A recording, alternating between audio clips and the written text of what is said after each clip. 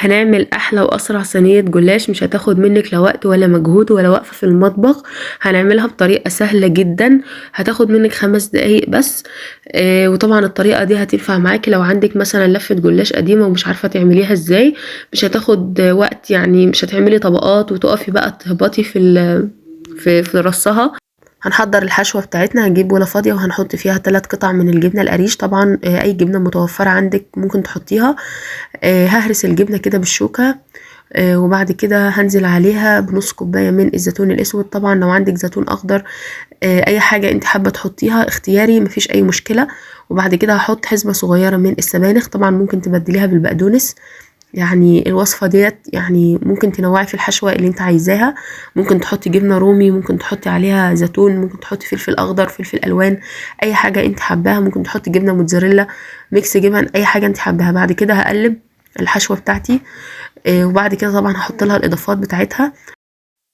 هحط معلقة كبيرة من زيت الزيتون او اي زيت نباتي متوفر عندنا، واحط معلقة صغيرة من الملح. وهحط معلقة صغيرة من الزعتر. طبعا الزعتر ده اختياري. وبالنسبة للملح انا حطيت ملح هنا علشان انا كنت حاطة جبنة قريش.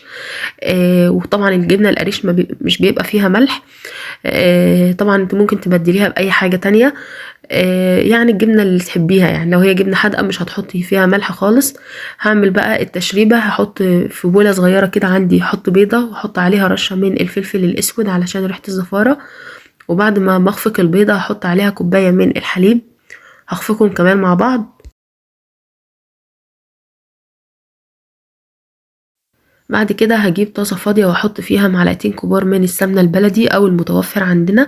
ممكن زبدة، ممكن اي مادة دهنية بس تكون يعني نكهتها حلوة. بعد ما سيحت السمنة على النار هاخد فرشتين كده وادهن بيهم الصينية اللي انا هعمل فيها الجلاش. هحط السمنة اللي انا سيحتها على التشريبة بتاعة الجلاش وهقلبهم مع بعض. بعد كده هحط الجلاش اللي انا قطعته في الصينية دي، طبعا اول طبقة.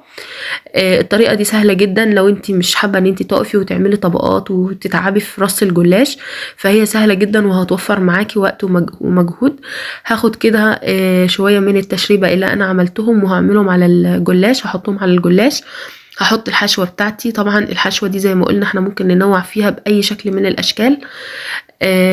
هحطها كده، هوزعها في كل الصينية.